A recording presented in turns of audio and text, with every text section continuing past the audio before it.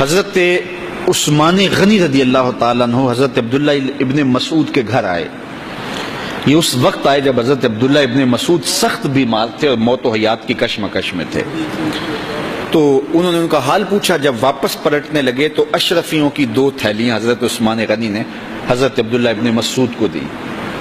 تو حضرت عثمان کو تھیلیاں دیتے ہوئے دیکھ کر کے حضرت عبداللہ ابن مسعود صحابی رضی اللہ تعالیٰ عنہ نے کہا یہ کیا ہے؟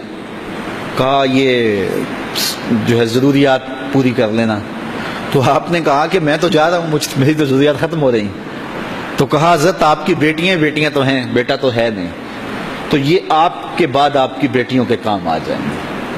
تو حضرت عبداللہ ابن مسعود کا یقین دیکھیے, فرمانے لگے کہ یہ کسی اور کو دے دو, میری بیٹیوں کو ضرورت نہیں رہے گی, اس لیے کہ میری بیٹیاں اتنی دیر تک سوتی نہیں ہیں جتنی دیر تک سورہ واقعہ نہیں پڑھ لیتے. اور میرے رسول نے وعدہ کیا ہے, اور یہ بات میں نے اپنے کانوں سے سنی ہے, کہ سورہ واقعہ جو ہے وہ فقر کو دور کرتی ہے, اور میری بیٹیاں سورہ واقعہ کی عامل ہیں.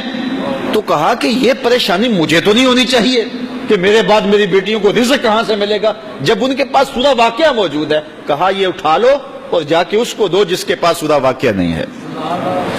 تو روز سورہ واقعہ پڑھو, روز سورہ واقعہ پڑھو, تو دیکھنا رزق کے دروازے کیسے کھلتے ہیں.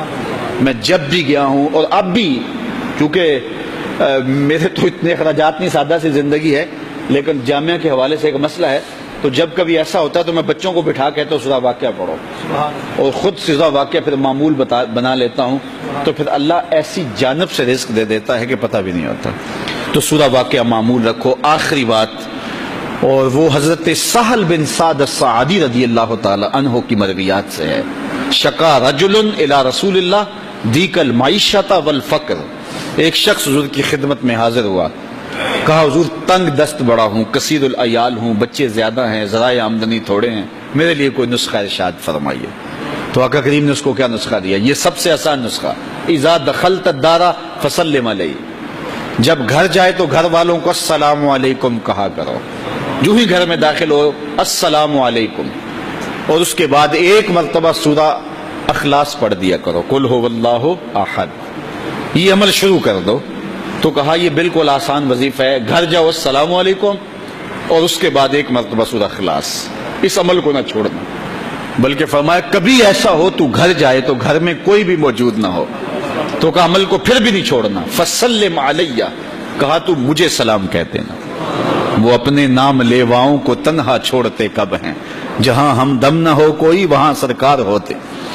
کہا کہ جب کوئی نہ ہو گھر میں تو کہا عمل نہیں چھوڑنا, پھر مجھے سلام کہنا اور پھر ایک مرتبہ سورہ اخلاص پڑھ دینا. وہ صحابی کہتے ہیں میں نے عمل شروع کر دیا, گھر جاتا السلام علیکم, گھر والے بھی خوش, اور اس کے بعد سورہ اخلاص بیٹھنے سے پہلے پڑھ لیتا. اور اگر گھر میں کوئی نہ ہوتا پھر تو مجھے چاہ چڑھ جاتے, پھر میں یا نبی سلام علیکہ پڑھتا, پھر حضور کی بارگاہ میں سلام پیش کرتا. اور ملکاری نے اس پہ گفتگو کی ہے مرقات شرح مشکات کے اندر کہ آخر حضور کو سلام کیوں کہنا.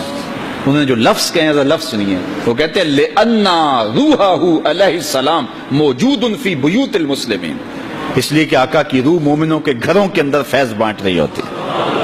تو کہا پھر مجھے سلام کہہ دینا. وہ کہتے ہیں میں جاتا اور حضور کو سلام کہہ دیتا اور اس کے بعد سورہ اخلاص پڑھ دیتا. پھر ہوا کیا, اللہ اکبر. ہمارے استاد کہتے تھے اگر کسی کے اندر حسد ہوگا تو وہ یہ عمل نہیں کر سکتا, حسد نہیں ہے تو وہ عمل شروع آج ہی کر دے. وہ کہتے ہیں حتی افاد اللہ جیرانہ, اس عمل کی برکت سے میں نے تو امیر ہونا ہی ہونا تھا, میرے ہمسائے بھی امیر ہو گئے.